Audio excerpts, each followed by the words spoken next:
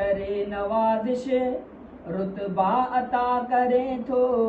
कहते करे नवाज़िश रुतबा अता करे थो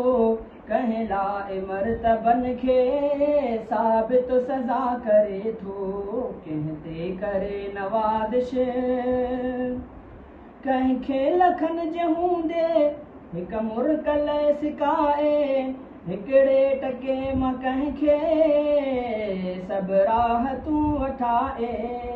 मर्ज़ीअ जो मौल मालिक कम राज़ जा करे थो मर्ज़ीअ जो मौल मालिक कम राज़ जा करे थो कहलाए मर्तबन खे साबित सज़ा करे थो कहते करे नवाज़िश कंहिंखे गुलनि में घाए कंडन में कंहिंखे सांढे कोटन में कंहिंखे केरे कंहिंखे पधर ते सांढे कंहिंखे वधाए कंहिंखे बिल्कुल फना करे थो कंहिंखे वधाए कंहिंखे बिल्कुल फना करे थो कहलाए मर्तबन खे साबित सज़ा करे थो कहते करे नवाज़िश कंहिंजा गुनाह बख़्शे कंहिंजा सवाब साड़े कंहिंजी कमाई कंहिंजे कंहिं पाड़ में ई पाड़े कंहिं खां न कुझु पुछे थो कंहिं खां पुछा करे थो कंहिं खां न कुझु पुछे थो कंहिं खां पुछा करे थो कहलाए मर्तबन खे साबित सज़ा करे थो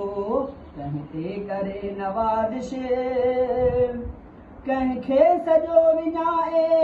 कंहिंजो तिरो अघाए तड़पाए कंहिंखे हर पल कंहिंखे पयो खिलाए तड़पाए कंहिंखे हर पल कंहिंखे पयो खिलाए पंहिंजो बणाए कंहिंखे जुदा करे थो पंहिंजो बणाए कंहिंखे जुदा करे थो कहलाए मर्तबन खे साबित सज़ा करे थो कहते करे नवाज़िश रब बादशाह आहे शाहनि जो शाह आहे सोलो त कंहिंजो ओलो कढंदो साह आहे सोलो त कंहिंजो ओलो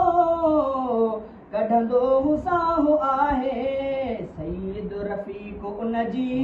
वेठो सना करे थो सईद रफ़ीक़ उनजी वेठो सना करे थो कहलाए मर्तबन खे साबित सज़ा करे थो कहते करे नवाज़िश रुतबा अता करे थो कहते करे नवाज़िश रुतबा अता करे थो कहलाए मर्तबन खे